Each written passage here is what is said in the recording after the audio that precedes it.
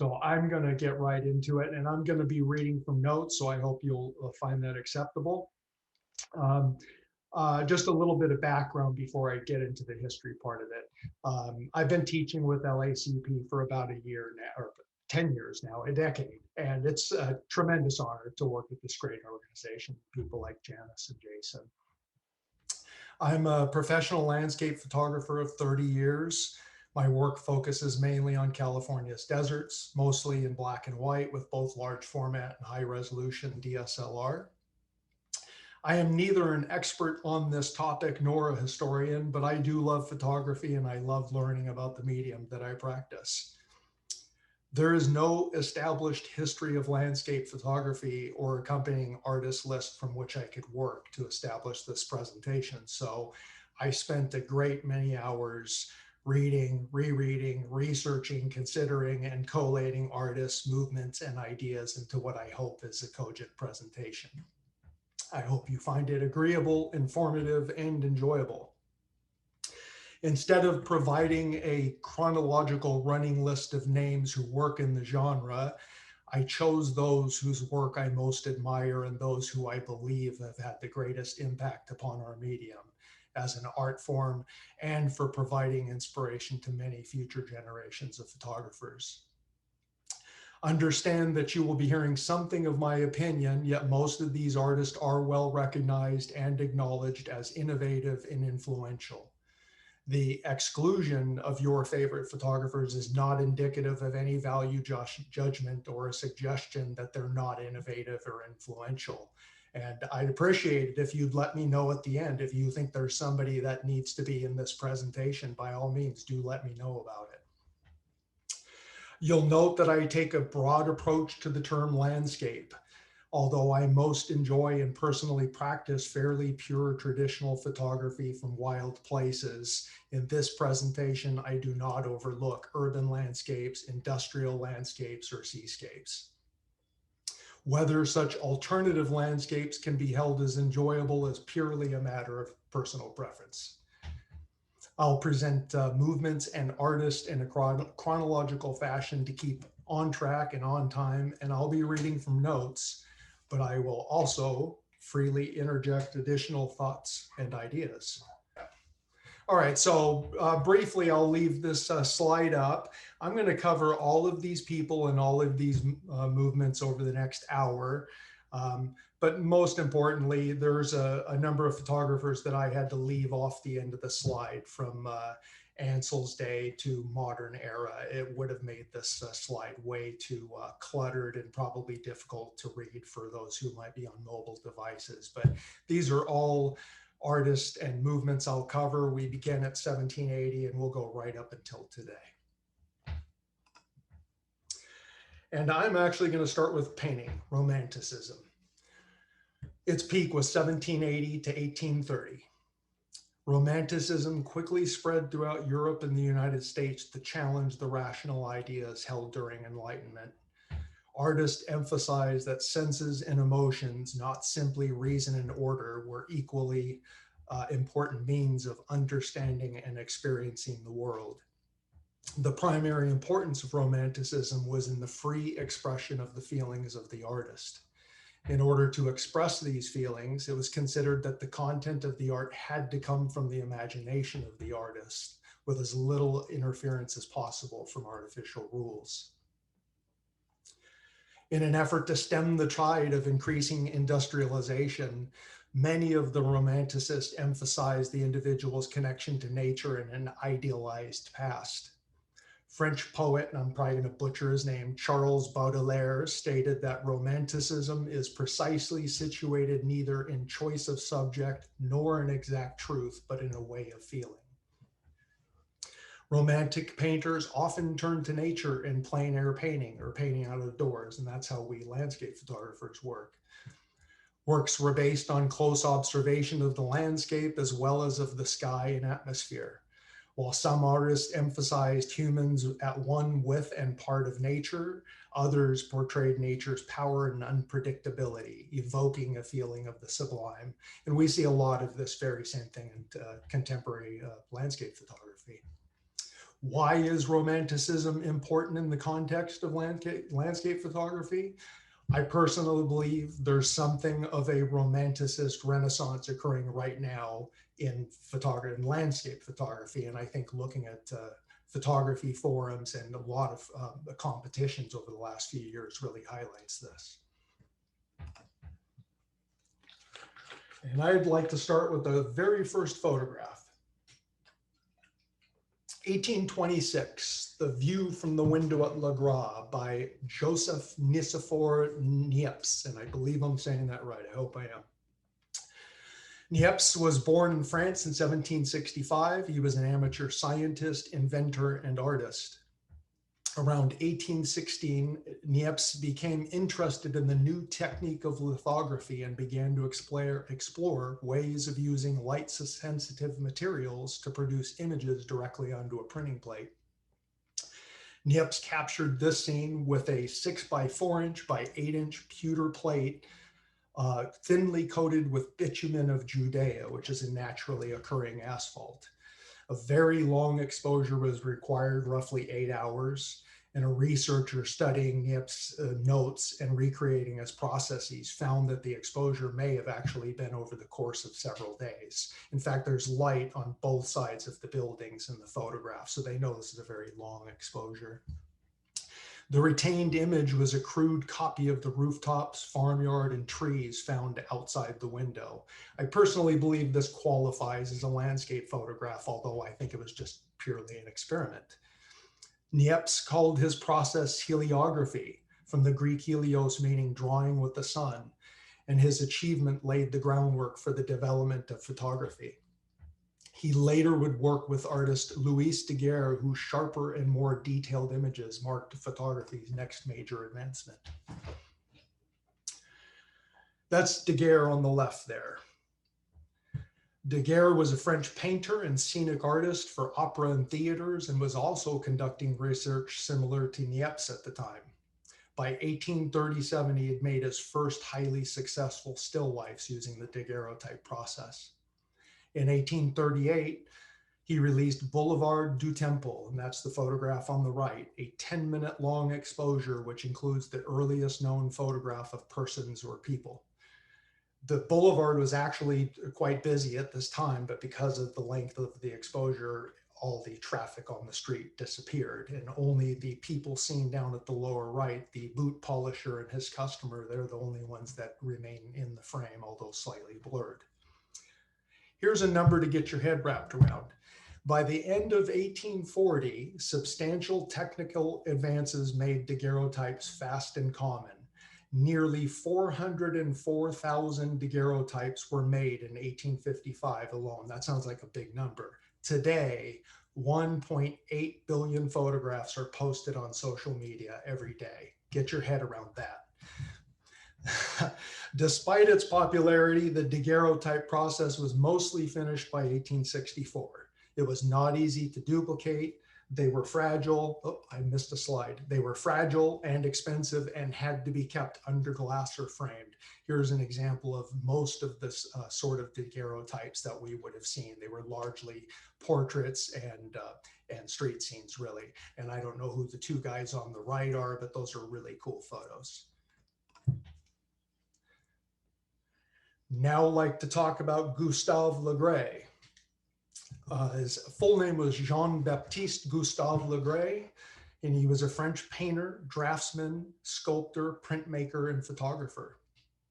He's been called the most important French photographer of the 19th century because of his technical innovations and his instruction of other noted photographers of the time, and the extraordinary imagination he brought to printmaking, quote, end quote. His most famous photograph is the 1857 The Great Wave at Sète, France, and that's the photograph on the left we're looking at. It was made from a series of seascapes over 1856 and 1857. Le Gray made one of the earliest cases for photography to be recognized as an art form.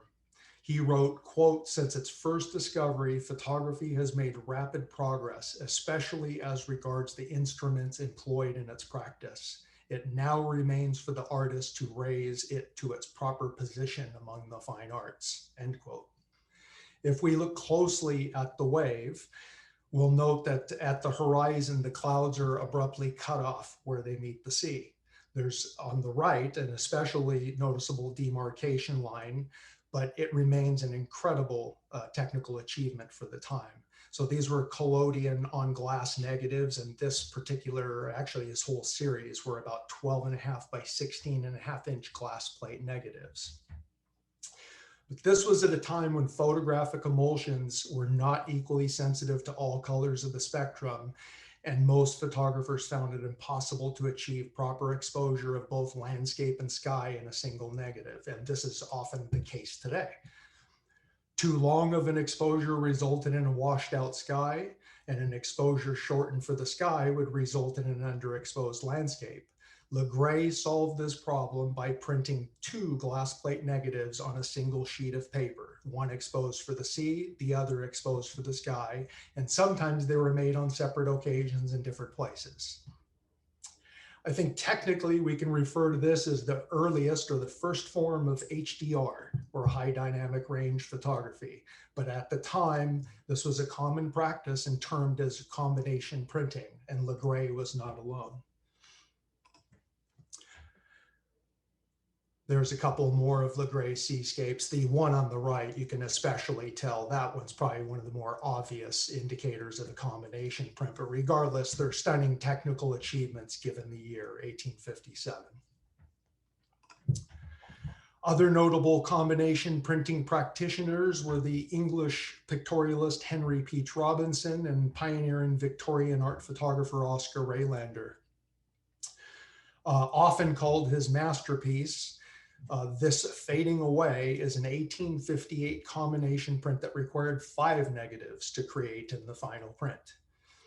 Although it's an imaginary scene posed with sitters, many contemporaries criticize the subject as too painful to be tastefully rendered by such a literal medium as photography.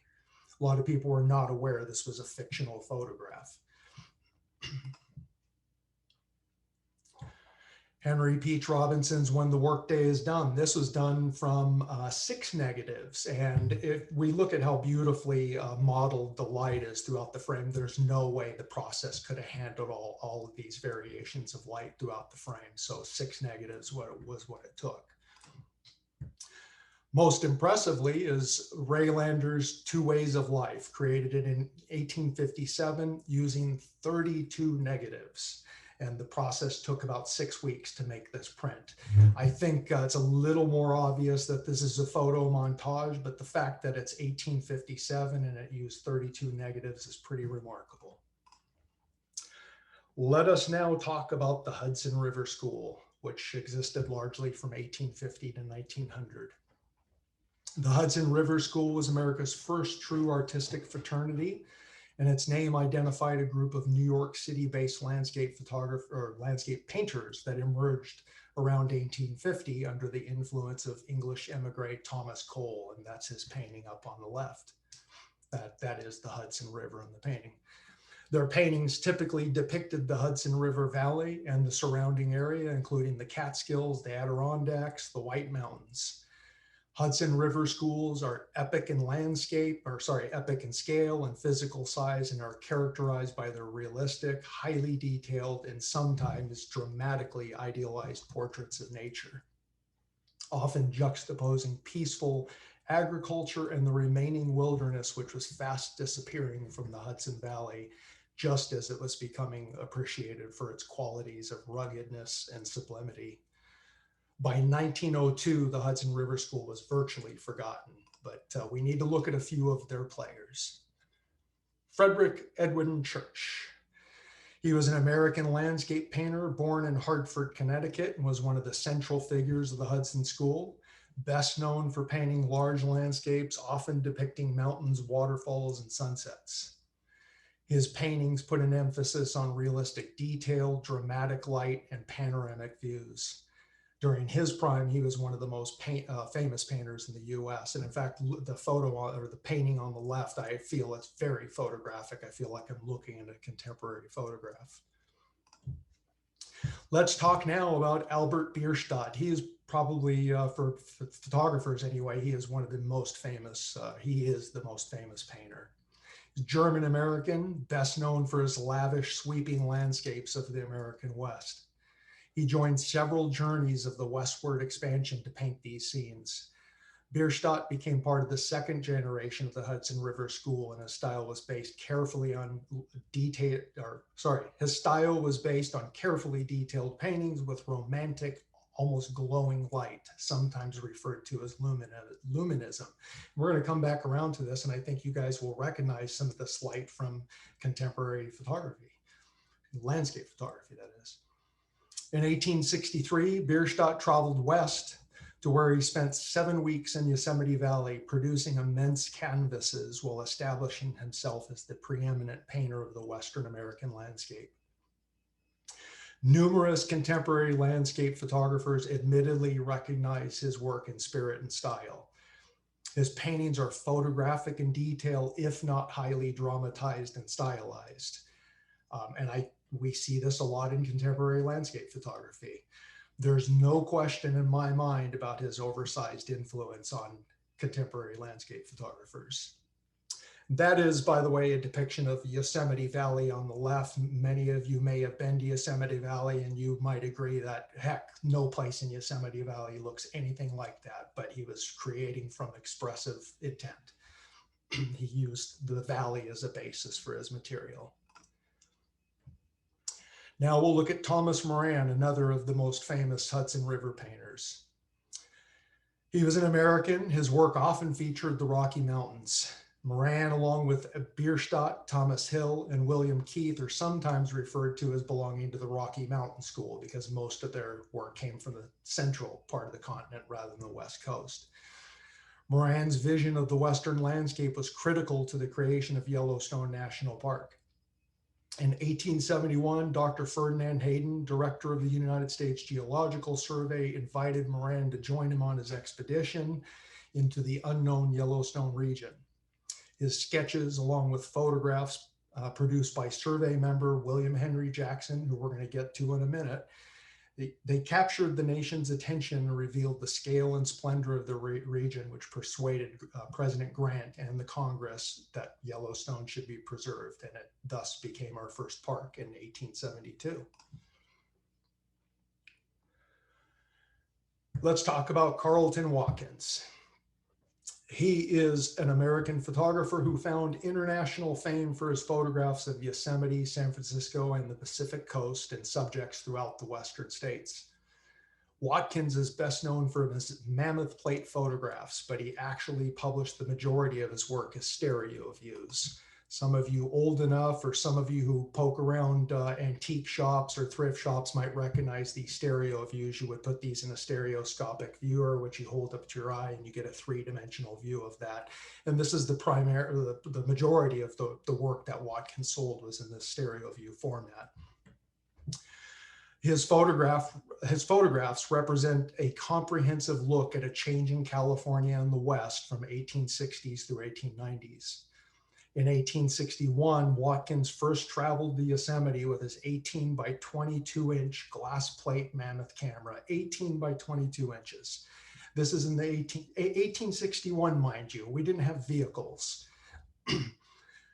His photographs of Yosemite were said to have influenced President Abraham Lincoln and were one of the major factors in Lincoln signing the Yosemite Grant in 1864, which declared Yosemite Valley inviolable.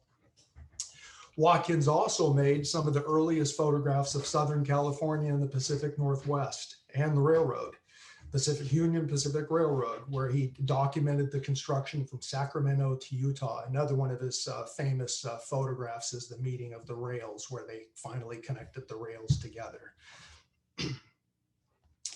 And now we'll move on to Timothy H. O'Sullivan.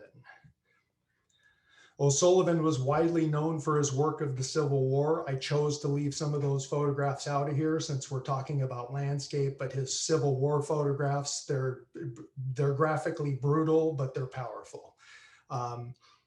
He was the official photographer of the United States geological exploration from 1867 to 1869 of the 40th parallel under Clarence King, who was a great Sierra Nevada mountaineer. He became one of the pioneers in the field of geophotography, which is the use of photography or other imaging techniques to realistically record objects, features, and processes of geologic significance. In 1870, he joined the Engineer Corps Geological and Geographic Surveys and explorations west of the 100th meridian.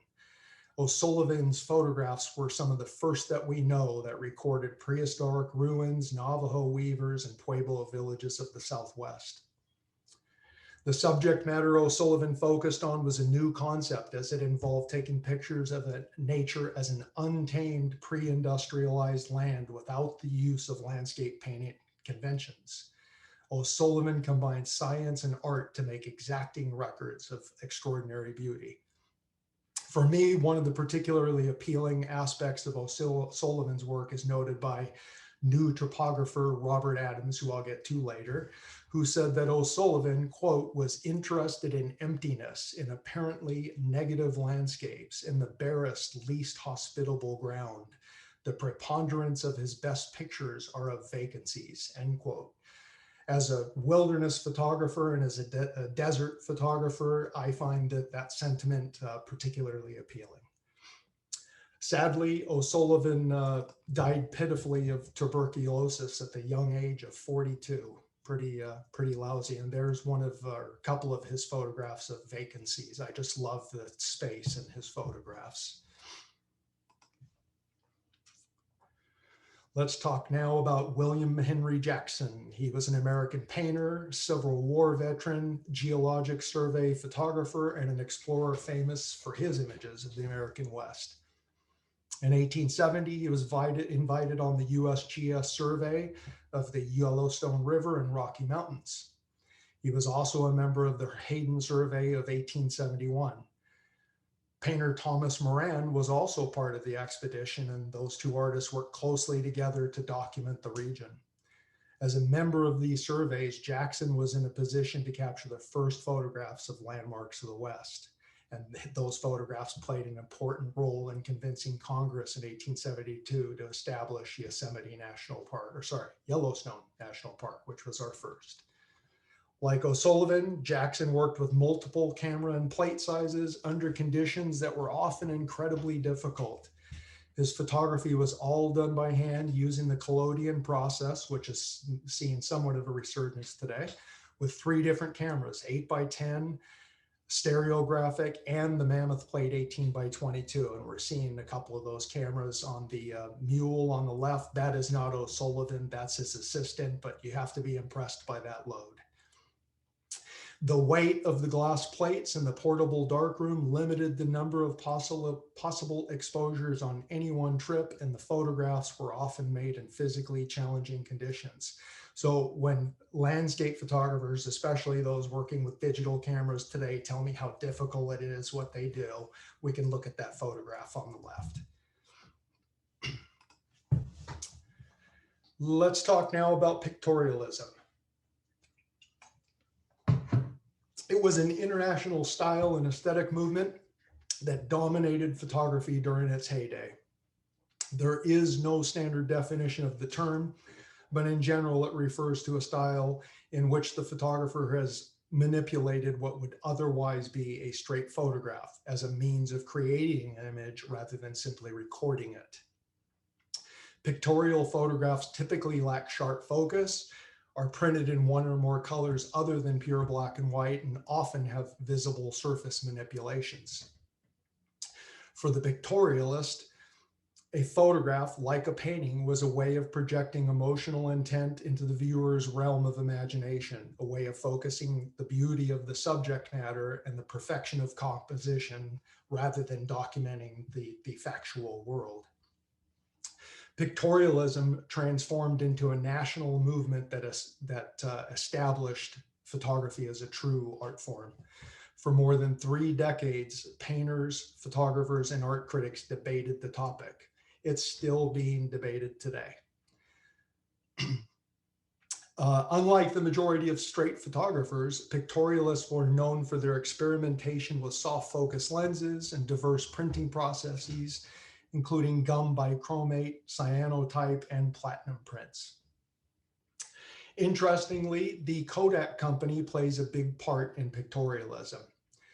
For its first 40 years, photography remained the domain of a highly dedicated group of individuals who had expert knowledge of and skills in science, mechanics, and art. Think about that mule carrying those big cameras. But in 1888, George Eastman introduced the first handheld amateur camera, the Kodak camera. And with the marketed slogan, "You press the button, we do the rest." Almost anyone would now be able to take a photograph, and within the span of a few years, photography became one of the biggest fads in the world, and maybe it still is today. The debates about art and photography only intensified. If anyone could take a photograph, then photography could not possibly be called art. The most passionate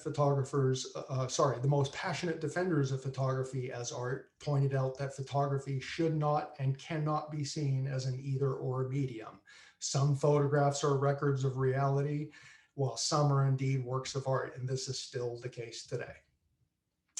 Several important 20th century photographers began their careers in a pictorialist style, but transitioned into sharply focused photography by the 1930s. A few of them we're going to soon learn more about: Paul Strand, Edward Weston, and Ansel Adams. First, we're going to talk about Peter Henry Emerson. He was a British writer and photographer known for his promotion of straight photography as an art form. He was often described as a difficult zealot and vocally championed a naturalistic approach to image making, featuring mostly rural subjects in a simple and direct manner. He is well known for his disputes with the photographic establishment about the meaning and purpose of photography, and in 1889 published a controversial and influential book known as Naturalistic Photography for Students of the Art, which outlined his thesis that photography's ability to record nature truthfully was its most expressive one. He argued that the photograph should imitate nature rather than alter it, which was a direct attack on the popular tradition of combination printing. Emerson denounced such techniques as false, and claimed that photography should be seen as a genre of its own, not one that seeks to imitate other art forms like painting. Emerson was a passionate lecturer and writer about photography, never mincing words and earning as many foes as supporters. He was a tireless champion of photography as a fine art, and he became the unofficial godfather of the photo secession movement, which was founded by Alfred Stieglitz in 1902, and we're going to learn some more about him real soon. Edward Steichen. Steichen was a photographer, painter, and curator who was widely renowned as one of the most prolific and influential figures in the history of photography. Among those credited with transforming photography into an art form, Steichen's photographs were the photographs that most frequently appeared in Stieglitz's groundbreaking magazine Camera Work. Stieglitz hailed him as the greatest photographer that ever lived. He was a pioneer in fashion photography from 1947 to 61 and served as the director at the Department of Photography at New York's Metropolitan Museum of Modern Art. His work was mainly portraits and fashion, so why did I choose him for the topic of landscape photography? His 1904 pictorialist photograph, The Pond, Moonlight, that's the one on the left. It's an exceptionally famous photograph, and it's one of only 3 known prints in existence. And each is unique because of the hand layering of the gums, so the colors shift a little bit on those three remaining prints. In February 2006, one of those prints sold for a remarkable $2.9 million. It was the highest price ever paid for a photograph at auction at that time. I personally love the photograph because of its lack of sharp focus and dim light. It doesn't even look like a photograph necessarily, and it challenges our notion of how a typical landscape photograph should appear. Let's talk about Stieglitz now. Stieglitz was the grandfather of modern photography. He worked in 4x5 and 8x10. He was the leader of America's pictorial movement, and he gained international fame as a photographer and founder of the Photo Secession, which fought for the recognition of pictorial photography as a distinctive medium of individual and artistic expression, every bit as worthy as other arts. Although Stieglitz took great care in producing his prints, mostly platinum, he achieved a more desirable artistic effect through the compositional choices and the use of natural elements like rain, snow, and steam to unify components of a scene into a visually pleasing pictorial image. He was the publisher and editor of the quarterly Camera Work, which ran until 1917. He was the owner of Gallery 291 and An American Place in New York City. And around 1907, he began to champion the most progressive painting and sculpture, exhibiting the works of American and European photographers, painters, and sculptors, such as Rodin, Cézanne, Matisse, Brancusi, and Picasso. Stieglitz introduced us to the concept of equivalence, and those two cloud photographs are some of his equivalents. These are intended metaphorical equivalents to individual feelings, mostly in abstract form, where the subject is deliberately left open to personal interpretation. These functioned as analogs of Stieglitz's emotional experience at the moment he tripped the shutter, or so he claims. His equivalent series was made between 1925 and 34. It's a collection of clouds, all clouds, generally with little else in the frame. Historian Beaumont Newhall, and by the way, it's a source for a lot of my study, is Newhall's book, The History of Photography. Newhall stated that this is the power of the camera. It can seize upon the familiar and endow it with new meanings, with special significance, and with the imprint of personality. We will soon learn more about photographer Minor White, who would continue to carry forward the concept of equivalence. Lastly, that's Georgia O'Keeffe in the middle photograph there. Stieglitz met O'Keeffe in New York in 1918. He obsessively photographed her between 18 and 25, every part of her body. They later married in 1924. And although his own photography slowed, Stieglitz continued to champion modern art at An American Place until 1946, providing counsel and exhibitions to many young artists, including Paul Strand, Ansel Adams, and Elliott Porter. And we're going to learn more about them soon. Paul Strand, he was an American photographer and filmmaker who sought to express the feeling of the land and its inhabitants directly, honestly, and with respect. He was one of the defining masters of early modernist photography, and his prints are masterly in detail and tonality, and his approach has greatly influenced many American photographers and continues to this day. In early 1915, his mentor, Stieglitz, criticized the graphic softness of Strand's early photographs, and over the next 2 years, he dramatically altered his technique and ultimately became an ardent advocate for straight photography. Stieglitz first introduced Strand with the 1917 exhibition, and along with other modernist photographers like Stieglitz himself and Weston, Strand helped to establish photography as an art form well into the 20th century. Straight photography, we're still doing it today, and it began around 1930 as a reaction to pictorialism. Also known as pure photography, it refers to any photography that depicts a scene or a subject in sharp focus, in detail, in accordance with the qualities that distinguish photography from other visual media, in particular, painting, especially Impressionism. Once it was popularized by Stieglitz and others like Paul Strand, it became the hallmark of many Western photographers, including Weston and Ansel Adams. The concern of straight photographers is with the literal, straightforward presentation of the subject with none of the special effects or printing techniques that were employed by pictorialism. And the photograph on the left, that is a photograph of Imogen Cunningham's. And we'll talk more about her in the context of group F64 coming forward. Edward Weston, one of the most famous photographers of all time. He's had a considerable influence over generations of photographers, myself included. He quickly gained an international reputation, and numerous articles were written about and by him. Weston began keeping journals in 1915 that came to be known as his day books, which would chronicle his life and photographic development into the 1930s.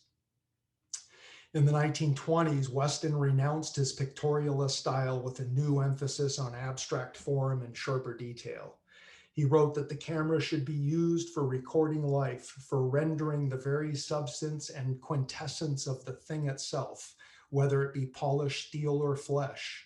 I shall let no chance pass to record interesting abstraction, but I feel definite in my belief that the approach to photography is through realism. End quote. Around 1926, he began the work for which he is most famous: natural forms, close-ups, nudes, and landscapes. Little passed by his lens unnoticed. In 1929, he made the first of many photographs of rocks and trees at Point Lobos, and I don't believe I have any of those in the show here. Photographers still flock to Point Lobos today, in fact, to all of Weston's locations, trying to be original while actually just copying what he does. Maybe I do it too. Weston became one of the founding members of F64, Group F64, which comes next. He ultimately developed a simplified working method using an 8x10 view camera and generally making only contact prints, stunning contact prints. If you haven't seen a Weston print, you owe it to yourself to do so. And I believe it's the Getty or the Huntington Library in Los Angeles that has a very large collection of his work. I believe it's the Huntington Library, and I was fortunate to see a huge exhibition some years back. He used one developer and one paper, Azo and Amadol, once he dialed his process in. All Weston reproductions, including those on the screen, even the books, they failed to achieve the brilliance of witnessing his prints in person. They're some of the most amazing prints, along with Ansel's. Weston was one of the first to espouse the concept of visualization, although he didn't use that word. As early as 1922, he wrote that, quote, "The real test of not only technical proficiency, but intelligent conception is not in the use of some indifferent negative as a basis to work from, but in the ability to see one's finished print on the ground glass in all its desired qualities and values before exposure." And now Group F64, which existed only a few short years, 1932 to 35. In 1932, a group of young photographers who were mightily impressed by Edward Weston founded Group 64, and Weston was among them. Among their notable charter members were Ansel Adams and Imogen Cunningham. And in fact, I think all three of these images here, one is hidden from my view, but I believe I chose all of Imogen's photographs for this display since I don't give her any other space in the presentation. She did beautiful work, but it was mostly all with studio subjects. She did extraordinary work, but all studio subjects, never in the landscape. The group's name, it's taken from a large format lens aperture. DSLR and small cameras don't have apertures that go to f/64. And the name was a rebuke against pictorialism. And the idea was to get a sharp photograph from near to far. And that influence persists today. In fact, I still use, and I think many traditional film photographers refer to the f/64 style as this style. That is a straightforward photograph where everything is sharp and laid bare.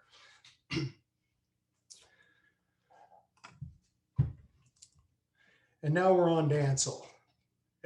Without question, he is the most well-known and most household name of any photographer in any genre in the history of the medium. If I'm wrong about that, let me know, but I don't think there's any photographer who is so well known by everybody.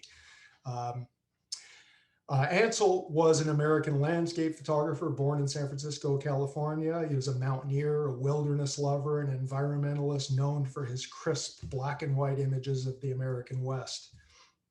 Adams was a lifelong advocate for environmental conservation, and his photographic practice was deeply entwined with his advocacy. He was originally trained as a pianist, and he began to photograph under the strong influence of pictorialism. In fact, the photograph on the left is the Lyell Fork of the Merced River in Yosemite at 1921, when Ansel was in his pictorialist phase. In 1930, he met Paul Strand, and he began to devote all of his time to photography. In 32, he co-founded the group F64.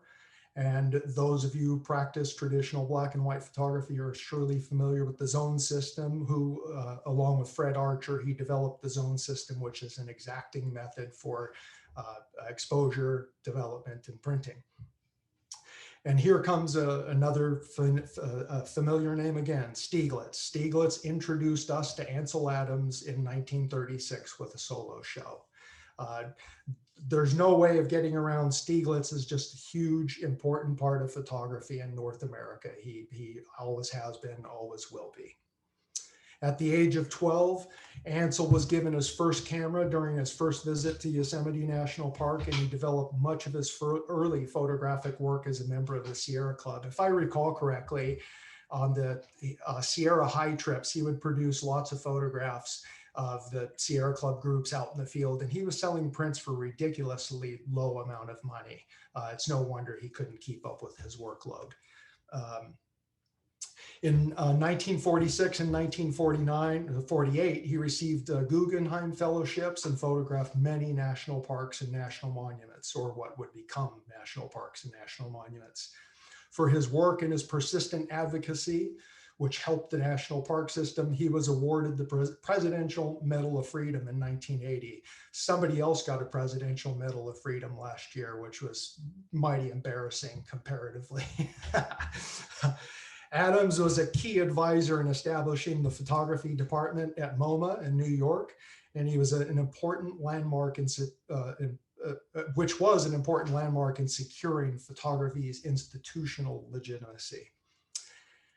He helped stage the department's first photo exhibition. He helped found Aperture magazine. He co-founded the Center for Creative Photography at the University of Arizona. The guy was prolific.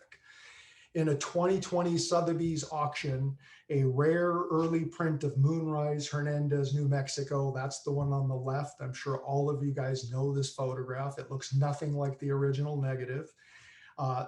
That print fetched $685,500. That was last year.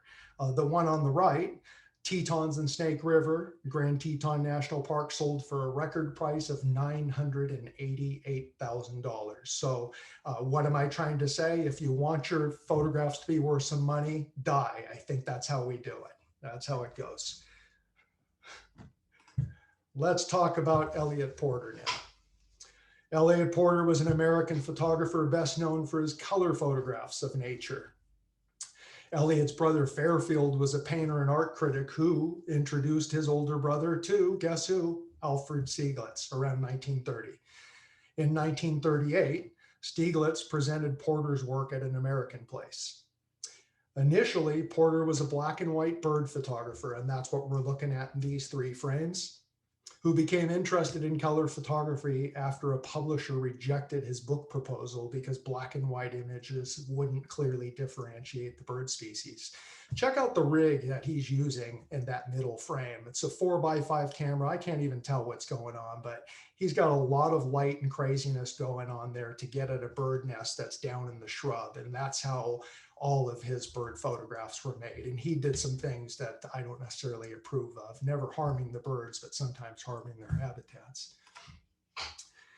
In 1940, he began to specialize in color, and he learned to make his own separation negatives and dye transfer prints. In fact, his dye transfer prints are just jaw-dropping gorgeous. And I think it's the Huntington Library in Los Angeles that has a huge collection of his dye transfer prints. And they're just such a joy to behold. In 1941, he received a Guggenheim Fellowship to photograph birds, and MoMA exhibited his Birds of Color in 1943, the first ever exhibition of color photographs at MoMA. His 1962 book, In Wildness is the Preservation of the World, featured Porter's color nature studies of the New England woods and pioneered the genre of nature photography coffee table books published by Sierra Club and others. In his lifetime, Porter produced 25 books, including one that he worked on for much of his life, Birds of North America, a personal selection.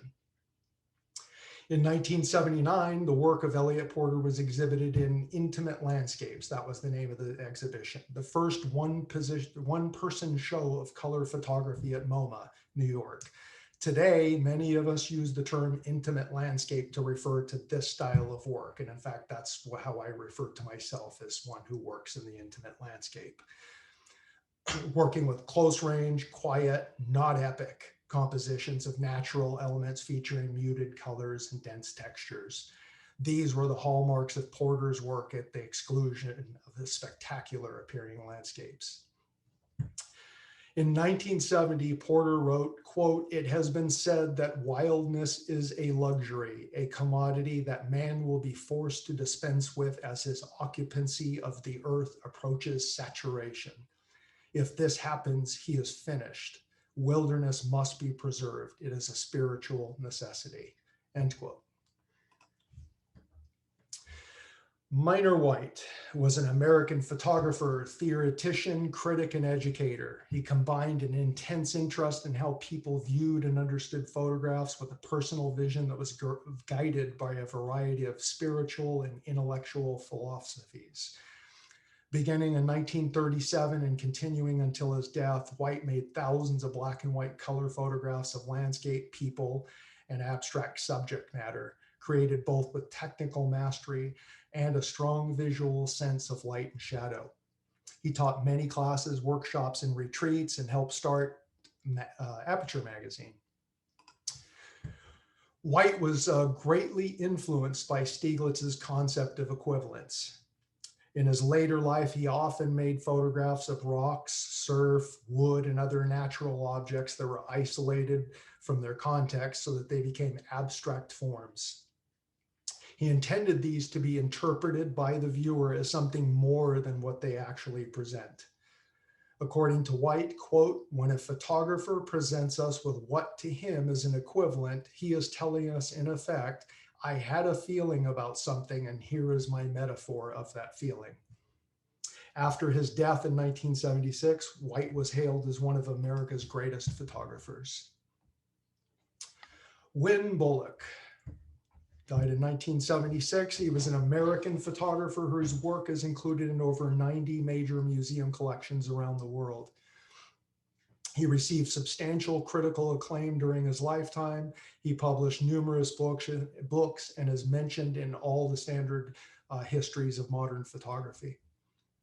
In the 1960s, Bullock continued to expand his vision in order to create innovative images that reflected his philosophical nature, differentiating what he termed reality, the visible and the known, from existence, the underlying truth of things. He was ceaseless in his attempts to expand his own perceptions and understanding so he could come ever closer in his experiences to the essence of things. Quote, Bullock said, quote, "Searching is everything, going beyond what you know, and the test of the search is really in the things themselves, the things you seek to understand. What is important is not what you think about them, but how they enlarge you," end quote. Throughout his career, Bullock was an active lecturer, workshop leader, and teacher, and was one of the 5 artists whose archives established the University of Creative Photography, the Center for Creative Photography at the University of Arizona. In my mind, Bullock carried forth many of the ideas and mysticism espoused by Minor White, yet typically working with far less abstraction. Paul Caponegro was born in Boston in 1932. He's renowned as one of America's most significant master landscape photographers. Caponegro approaches nature receptively, preferring to utilize an intuitive focus rather than merely arranging or recording forms and surface details. In fact, if you watch Caponegro in any interview or presentation, he's a very quiet and thoughtful man, and that comes through in all of his photographs, and that definitely comes through in his prints, which are just meticulously beautiful. Caponegro exhibited and taught throughout the United States and abroad, and is the recipient of 2 Guggenheim Fellowships and 3 National Endowment for the Arts grants, and his stunning gelatin silver prints are found in the collections of most major museums. That's probably, these are both some of his most famous photographs. The White Deer, I think that's from 1967, maybe 61, and that apple on the right, which looks more like space than an apple. Philip Hyde was a pioneer landscape photographer and conservationist whose photographs of the American West were used in more environmental campaigns than those of any other photographer. Hyde first attended Ansel Adams' photography program at the California School of Fine Arts, studying under photographers like Edward Weston, Minor White, Imogene Cunningham, and Dorothy Lang. At the birth of the modern environmental movement, he was one of the primary illustrators of the groundbreaking Sierra Club exhibit format series, and he became a contributing photographer to Sierra Club. Hyde eventually became the primary conservation photographer for the Sierra Club, and the exhibition format series helped bring national attention to the cause of conservation and popularize the coffee table book format. Hyde's work appeared in more than 80 books and 100 major publications.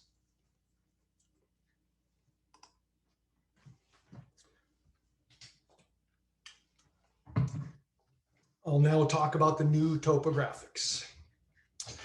A turning point in the history of photography was this exhibition in 1975, New Topographics, Photographs of a Man-Altered Landscape.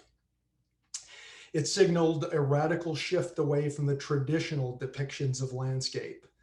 New topographics was a term coined by William Jenkins that year to describe a group of American photographers whose pictures had a similarly formal and banal aesthetic.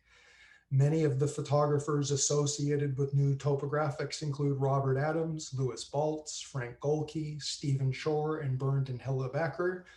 And they were inspired by the man-made, selecting subject matter that was very matter-of-fact. Parking lots, suburban housing, warehouses, all depicted with beautiful, stark austerity, almost in the way early photographers documented the natural landscape. New topographics epitomized a key moment in American landscape photography, and it revealed a growing unease about how the natural landscape was being eroded by industrial development. The exhibition had a ripple effect on the medium, not only here, but in Europe, where a new generation of photographers still practices the spirit and aesthetics of the exhibition. In Germany, they're known as the Dusseldorf School. If you're familiar with Andreas Gursky and Thomas Struth, this is their works here. Gursky's is on the left, Struth on the right.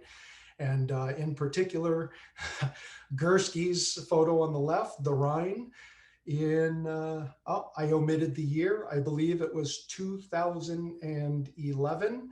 The Rhine sold for $4.3 million at a Christie's New York auction, setting a new world record for the sale of a photograph. Would you pay $4.3 million for that photograph?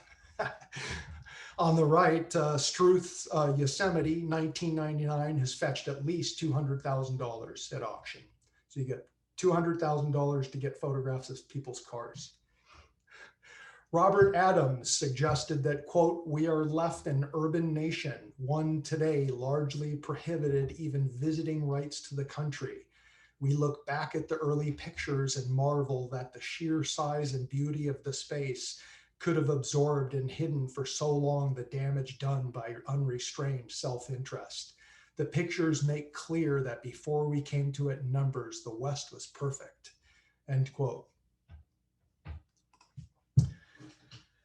David Moch, 1936, still living. In fact, I've seen him out in the field a few times in the last few years poking about it. He's off in the distance somewhere, but I never got to get up close to him to say anything. He's an American landscape and nature photographer known for portraying mostly Western landscapes. Although his work has been shown in numerous exhibitions, most enduring are his more than 50 exhibit format books. His work has appeared in many magazines, posters, and private collections. His work is also in the archive at the Center for Creative Photography in Arizona. His landscapes are made in the straight photography tradition with a 4x5, or back then he was working with a 4x5 film camera. And his signature technique was this near far view where he placed the camera really close to the near subject and maintained infinity focus to far. Compositionally speaking, those who endeavor to this approach today, that of ultra wide angle lenses very near to the subject with infinite depth of field, are directly paying homage to David Moch, whether or not they're aware of it. Galen Rowell passed away in 2002. Galen was a wilderness photographer, adventurer, photojournalist, and climber, and prolific adventurer born in Oakland, California. And like many of our tribe, he began taking photographs on excursions into the wild so that he could share experiences with friends and family. Galen pioneered a brand of participatory wilderness photography in which the photographer transcends being an observer with a camera to become an active participant in the image being photographed. He considered landscape part of the adventure and the adventure part of the landscape. Rowell was particularly keen on seeking out and photographing optical phenomena in the natural world. He referred to his landscape photographs as dynamic landscapes due to both the fast-changing nature of light and conditions and his energetic pursuit of the best camera position at the optimal moment. I met Galen some years back a few times, and of course he's been dead for 18, 19 years now. And he told me some stories that were really nutty about how much he would cover, how much ground he would cover in one day. And that really typifies that energetic pursuit that he applied in his photography. He was also a highly regarded writer on subjects ranging from photography, humanitarian and environmental issues, human visual cognition, mountaineering, and he published numerous magazine articles and 18 books in his lifetime. And some of you may use his signature filters, graduated neutral density filters made by Stingray. Whether or not they're aware of it, Galen's work has had a huge influence over many contemporary landscape photographers. Jack Daikinga is a Pulitzer Prize winning American photographer who left photojournalism in 1985 to pursue nature and landscape photography full time. His color photography is largely from American and Mexican deserts, which certainly hits home with your presenter. Daikinga is a founding fellow of the International League of Conservation Photographers and is a regular contributor to Arizona Highways and National Geographic magazines. He's published 9 wilderness advocacy large format books, and his work levitates somewhere between photojournalism and fine art. But his compositions are meticulous and his prints are beautiful. His work has been and continues to be a huge influence over many photographers, myself included. Art Wolfe. He's an American photographer and conservationist, best known for his color work of landscapes, wildlife, and native cultures. His photographs document scenes from every continent and hundreds of locations and have been noted by environmental advocacy groups for their stunning visual impact. Wolfe's career has been described as multifaceted, involving wildlife advocacy, art, journalism, and education. He's produced 60 books, and his work combines elements of photojournalism and fine art. Although he was honest with captions, Wolfe was one of the first to experience Photoshop scrutiny with the release of his 1994 book called Migrations, and that photo on the right is from Migrations. He presented photos that were about 70% documentary and 30% enhanced. Mind you, this is 1994. This is the very beginning of digital imaging, but they were using digital techniques to move out animals and place animals where they wanted them in the photographs. But that was only about 30% of it. And he was honest with his captions, but he came under a lot of scrutiny for that.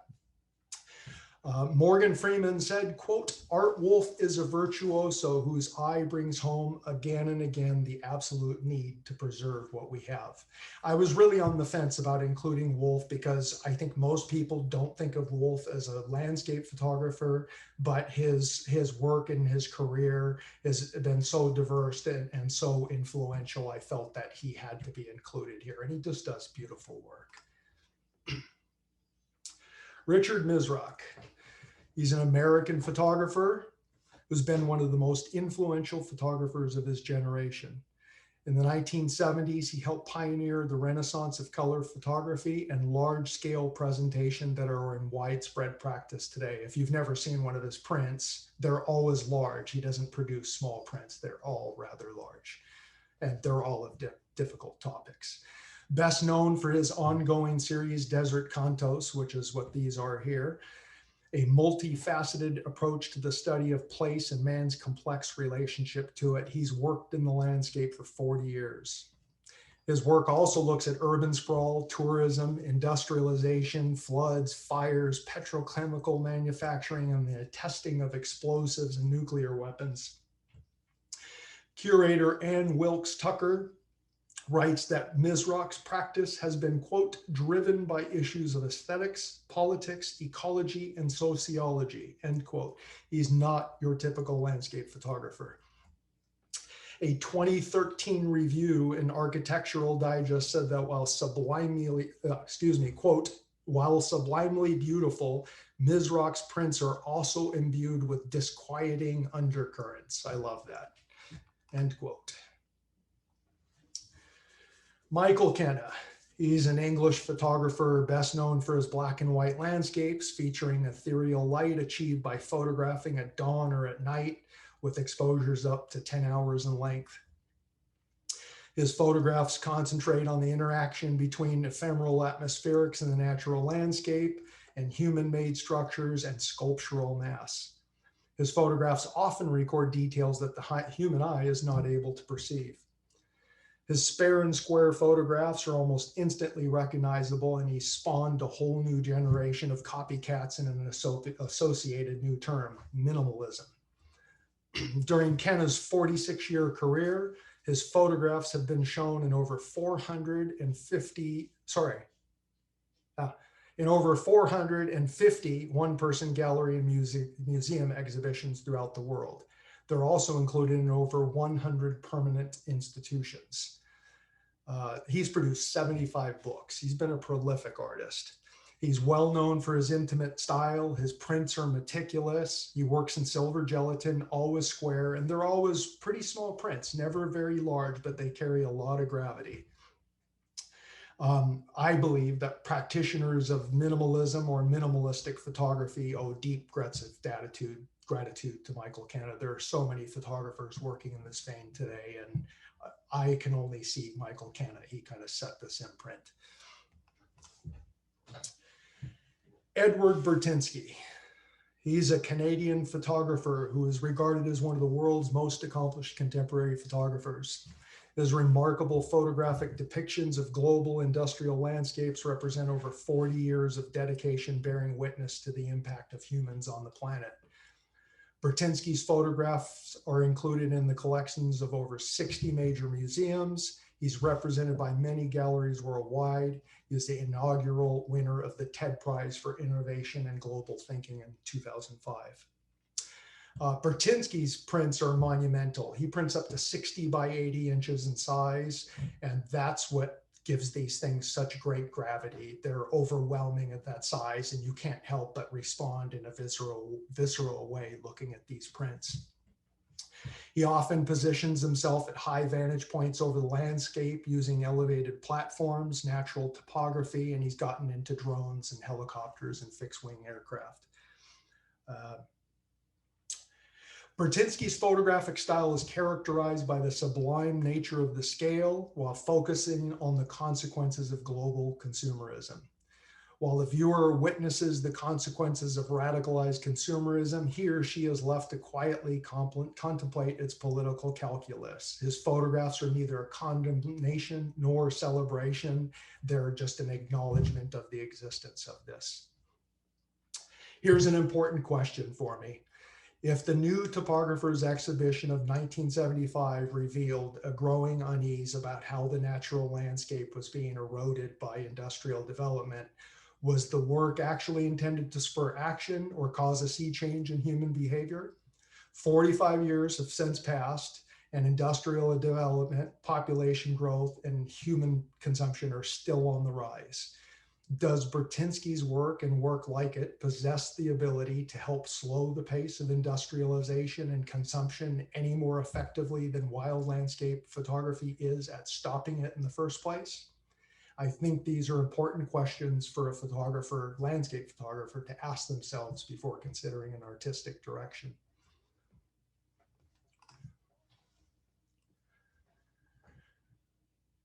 Oh, sorry. I missed a slide. More Burtynsky. He's done a body of work on quarries. That's a quarry site on the left. His quarry work is impressive too. I think most of those are from Italy, and that's a tailings pond on the right. Sorry, I forgot to advance slides. More Burtynsky.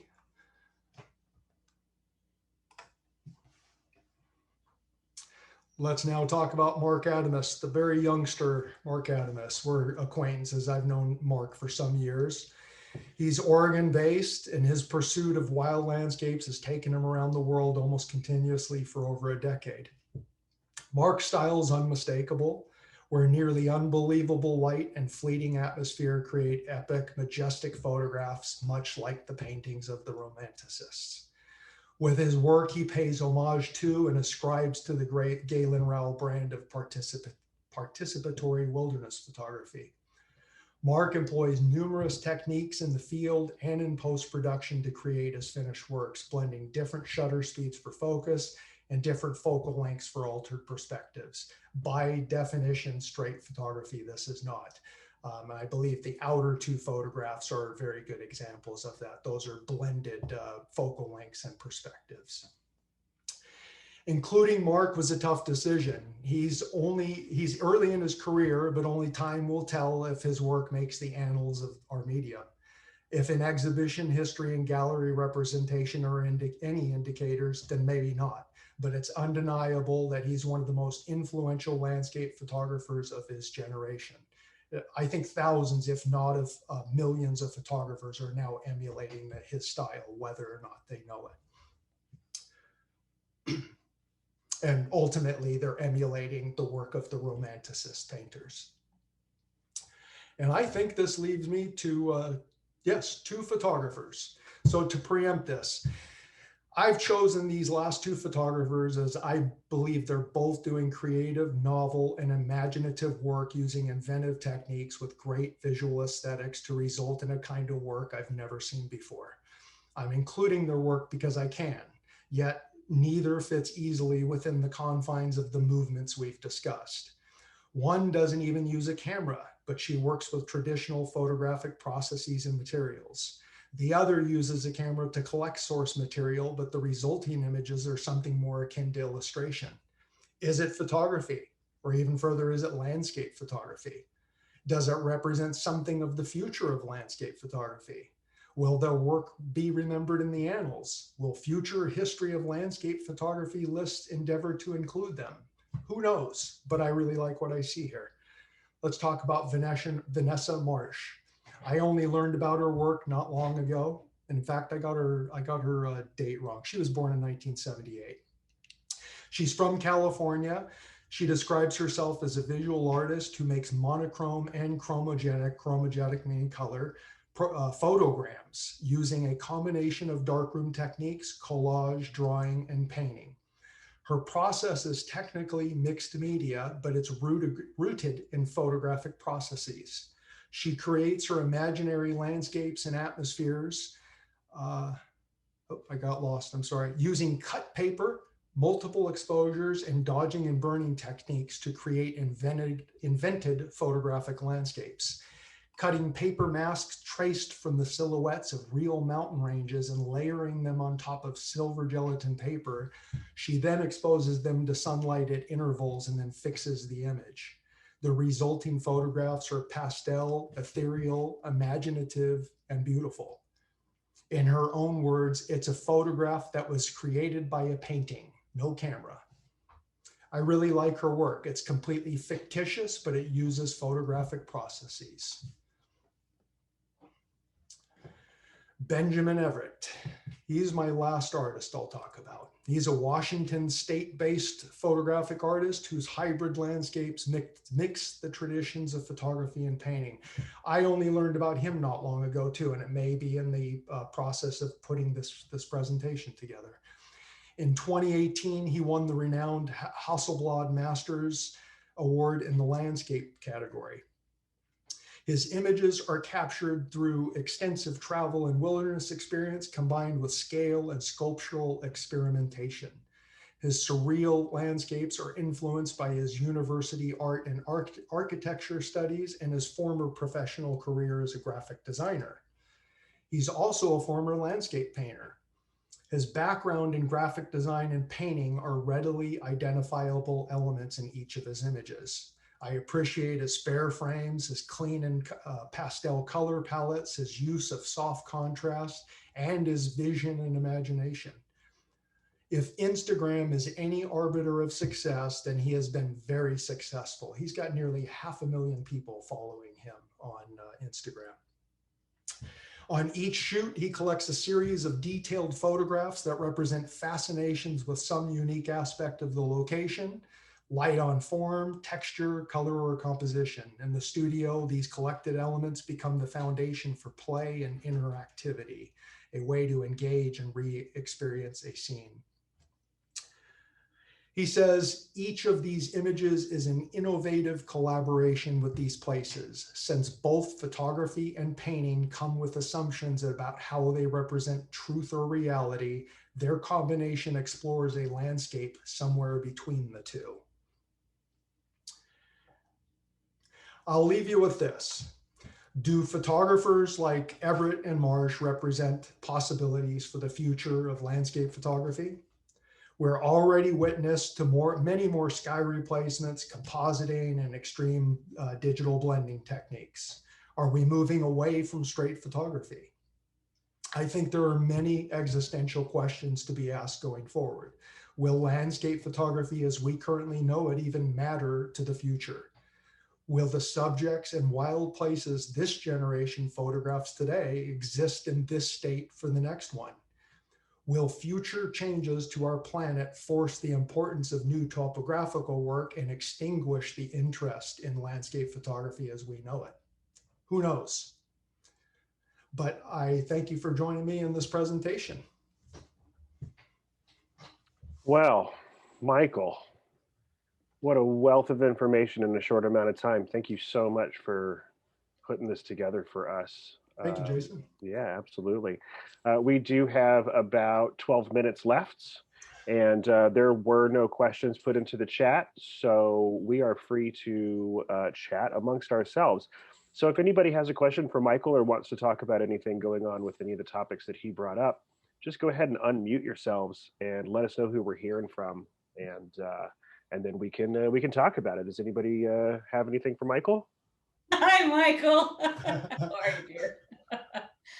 Oh, NFT. What do you think? I can't even say the word fungible with a straight face. Let's not even talk about it.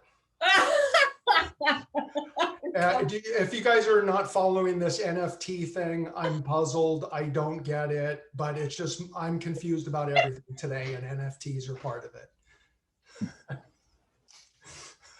This is Mike Stenstrom. I took your Death Valley course a few years back, and I just wanted to thank you for it. It's influenced me a lot. I really enjoyed it, and I've tried to take it again, but you were always booked up. Well, I'm sorry. It'd start earlier, but great to hear from you, Mike. Good to see you. Thank you. Hi, this is Bonnie Blake, and that was a fantastic presentation. Thank you so much. Thank you, Bonnie. I'm just wondering if you or the people in the world that figured these things out have a sense of what has been more effective in conservation of our, natural landscapes. The sort of beautiful Sierra Club type photographs, or the harrowing, eerie, new topographic approach. Well, that's why I framed the questions the way I did, and I kind of didn't want to say it. I don't like to look like the glass half full guy, but I don't think either is effective. Oh, really? I don't think so. No, because if we look at Sierra Club format books, which began in the early 60s, and we look at the continued pace of what's happened to our wild landscapes, and if we consider the new topographics, which came, 13 years later, and how those photographs should have influenced what we would do going forward, we didn't pay attention to any of it. So I'm not very optimistic about the future of landscapes as we know it, except for the most incredibly wild ones that can't be, have roads put into them in industrial developments. But the world is changing very abruptly. And that's why I felt those were important questions to place at the end of the presentation, because I don't think anybody knows what landscape photography will look like in the future. Yeah, I mean, some of my regular haunts, were the victim of wildfires. Yeah. And I'm just wondering whether more attention needs to be put on that through photojournalism. I mean, I think the LA Times does an incredible job of doing, showing the devastation, but it's just so disturbing, Yeah, but my honest opinion is I think that the coverage is good. If you consider how many landscape photographers there are putting beautiful landscapes out there, and how many people are doing new topographic work, especially people like Mizrak and Bertinsky, who have major influence around the world. If we are to ask how effective has it been, I don't think it's been effective. I think we observe, we're the same old humans. We look at it and we go, that's sad, and then we keep on consuming. And unfortunately, I'm of the mind that that's going to continue, that photographs are not going to be the arbiter of change. I think it's going to be a lot of death is what will cause us to change, not photographs. Yeah. I'm going to jump in on this real quick. I think that's absolutely correct. I don't think that for lack of a better word, the nature of the photograph itself and in the style that it's created has any kind of impact one way or another. I think it's the intention of it being an illustration for the issue at hand, and then also where that information is being disseminated and brought to you from. So, for instance, if it is photographs that are coming from like the Sierra Club, then that's an organization that is trying to do the best that it can with the resources that it has, and one of those resources includes the photography along the way. I don't think that we can ever say that a photograph is going to change the world. Yeah. I think that we can say that how we use that photograph may have an impact on that. So that's kind of the best part. It kind of frees everything up. Just shoot what you want, but just like anything else, be careful how you spend and use your money. Yeah. Thank you, Jason. Yeah, and I think that it's important to say that we shouldn't not continue to photograph in the new topographic style or the wild style. We need to keep going, but shoot all of it. Yeah, I don't think it has enough bearing on what we're doing. No. But I look at everything in small chunks. If we can affect a few people at a time, it makes a little bit of a difference. Does it make a global difference in the long run? I don't think so. The numbers are not in our favor. Right. So let me comment. This is Mike Stenstrom again, and I'm an engineering professor at UCLA. Environmental engineering has been my career, mostly related to water.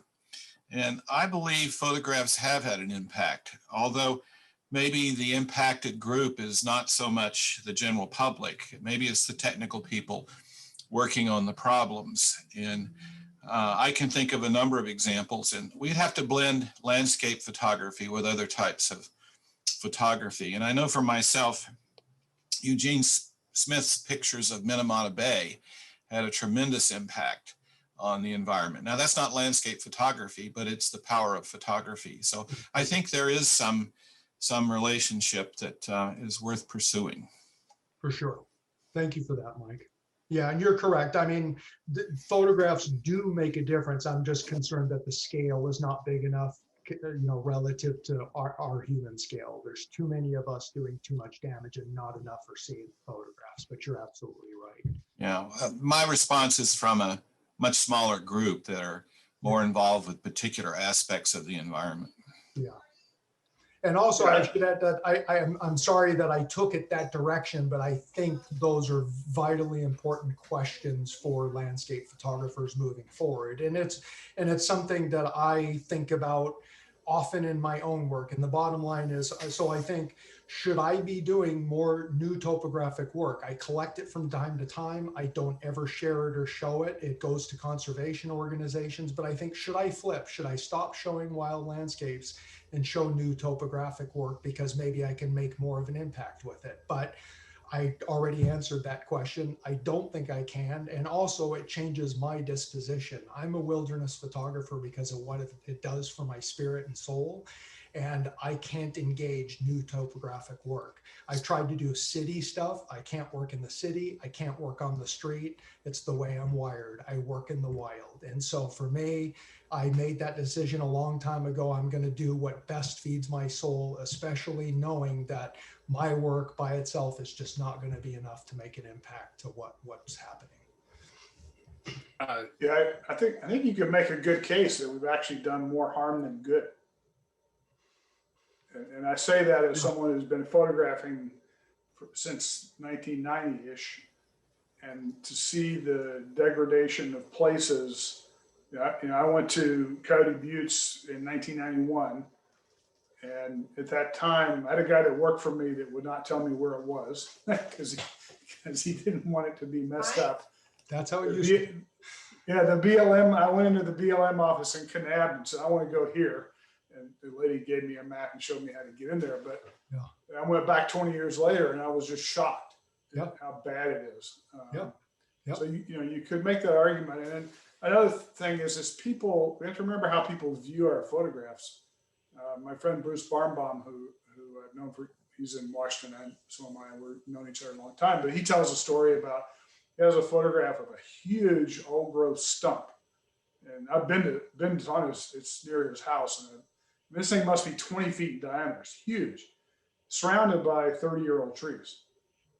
And he tells the story that most of the time the reaction he gets when people see it is, oh, look, it's growing back.